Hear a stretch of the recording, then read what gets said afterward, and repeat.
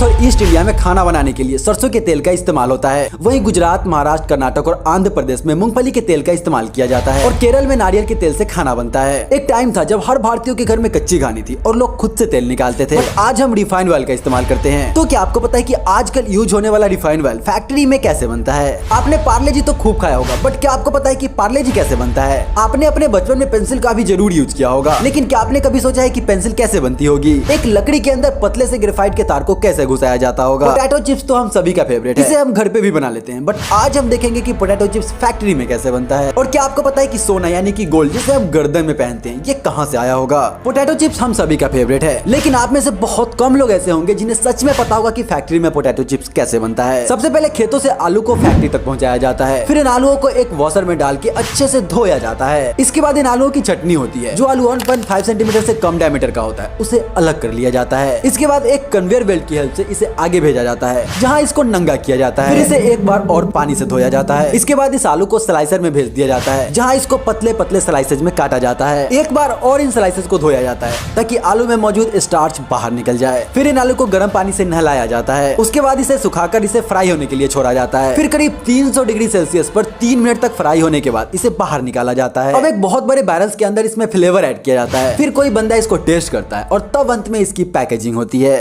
बचपन में आपने पेंसिल का खूब यूज किया होगा। पेंसिल को लिखने से ज्यादा छिलने में मजा आता था, बट क्या आपने कभी सोचा है कि पेंसिल बनाई कैसे जाती होगी? एक्चुअली सबसे पहले ग्रेफाइट और मिट्टी को आपस में मिलाया जाता है, फिर उसमें पानी डाल के थोड़ा गीला कर लिया जाता है, और अगर कलर वाली पेंसिल बनानी है तो इसी में कलर भी मिलाया जाता है। इसके बाद एक प्रेशर वाली मशीन में डाल के इसका लीड बनाया जाता है। फिर उस लीड को एक कंटेनर में डाल के उसमें आग लगाया जाता है। उसके बाद उसे मोम से नहलाया जाता है और तब जाके हमारा लीड तैयार होता है। अब पेंसिल बनाने के लिए सबसे पहले जंगल से सिडार की लकड़ी को काटा जाता है। फिर उस लकड़ी को चीर के पेंसिल के साइज का छोटा सा तख्ती बना लिया जाता है। अब उस तख्ती में कटर की मदद से सांचा बनाया जाता है। फिर उस सांचे में लीड्स को एक एक करके डाला जाता है। फिर वैसा ही एक और तख्ती लेके उसके ऊपर से चिपका दिया जाता है। उस तख्ती को पेंसिल के साइज में काट लिया जाता है। फिर डाई बना के पेंसिल को पेंट किया जाता है। इसके बाद उसके ऊपर कंपनी अपना स्टाम्प चिपकाती है। फिर पेंसिल की क्वालिटी टेस्टिंग होती है और अब हमारा पेंसिल छील के खत्म करने के लिए पूरा तैयार होता है। गोल्ड यानी कि सोना। आपको पता होगा इंडियन महिलाओं के बीच इसका कितना क्रेज है, बट शायद ही आपने कभी सोचा होगा कि सोना हम तक पहुंचता कैसे है। अरबों साल पहले हमारी धरती पर मेटेराइट्स की बारिश हुई थी, जिससे हमारी धरती को पानी और बहुत सारे एलिमेंट्स मिले। इन्हीं उल्कापिंडों ने एक और चीज अपने साथ लाया जिसे आज हम गोल्ड कहते हैं। सबसे पहले जमीन या पहाड़ खोदकर सोने का ओर ढूंढा जाता है। यह समंदर के किनारे से सोना मिक्स कंकर को जमा कर लिया जाता है। अब सोने को ओर से अलग करने के लिए गंदगी सहित सोने को प्रोसेसिंग प्लांट में लाया जाता है, जहां बहुत सारी विधियों द्वारा सोने में मिक्स गंदगी को अलग कर लिया जाता है, जिससे सोने के छोटे छोटे कंकर प्राप्त होते हैं। अब इस कंकर को ग्रेन्स में बदल दिया जाता है। फिर इन ग्रेन्स को एक हीट चेंबर में डाल के गर्म किया जाता है, जिससे कुछ ही मिनटों में यह एक प्लेन बिस्किट में कन्वर्ट हो जाता है। फिर इसके ऊपर डिटेल्स चिपका दी जाती है और अब इस सोने का यूज करके ज्वेलरी बनाई जाती है और फिर वो ज्वेलरी हम खरीद लेते हैं। आज के बच्चों का तो पता नहीं, पर अगर आप 90s के कीड़े हो तो आपकी जिंदगी में पार्ले जी का एक अहम रोल होगा। क्या आपने कभी सोचा है कि पार्ले जी बिस्किट बनती कैसे है? सबसे पहले मैदे को इस वाइब्रेटिंग प्लेटफॉर्म के ऊपर छोड़ दिया जाता है, जिससे मैदा अच्छे से फिल्टर हो जाता है। फिर इसी वाइब्रेटिंग प्लेटफॉर्म के ऊपर चीनी को डाला जाता है, जिसके बाद इस मिक्सचर में एडिबल ऑयल और पानी मिलाकर इसे बहुत बड़े इंडस्ट्रियल मिक्सचर में डाल दिया जाता है, जिससे बिस्किट का डो तैयार होता है। फिर इस डो को 1 दिन तक मोल्डिंग के लिए छोड़ा जाता है। आगे इस मोल्ड किए गए मिक्सचर को 2 रोलर के बीच में डाल दिया जाता है और इसी रोलर में बिस्किट का सांचा बना होता है, जिस पर कंपनी का नाम और बिस्किट का डिजाइन होता है। और इसी सांचे में बिस्किट को उसका यूनिक शेप मिलता है। यह रोलर 1 घंटे में करीब 5000 बिस्किट बनाता है। अब यह बिस्किट कन्वेयर बेल्ट की वजह से ऑटोमेटिकली भट्टी में चला जाता है। फिर यह बिस्किट कन्वेयर बेल्ट पर ही ठंडा होता है, जिसके बाद प्राइस के हिसाब से अलग अलग रैपर में इसकी पैकेजिंग होती है। फिर एक वर्कर काफी तेजी से इन पैकेट्स को बड़े थैले में पैक करता है और अंत में कार्टून में पैक करके इसे डिस्ट्रीब्यूशन के लिए भेज दिया जाता है और उसके बाद हम इसे चाय में डाल के खाते हैं। बट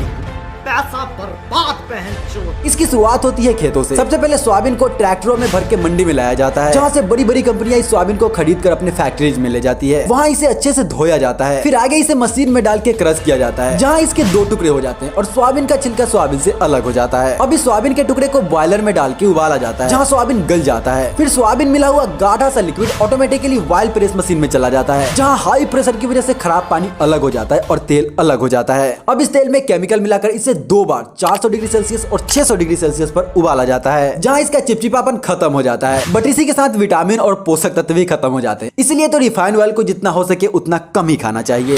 वीडियो अच्छी लगी तो लाइक कर देना, चैनल पर नए हो तो यार सब्सक्राइब करके जाना। मिलते हैं अगली वीडियो में, तब तक के लिए जय हिंद।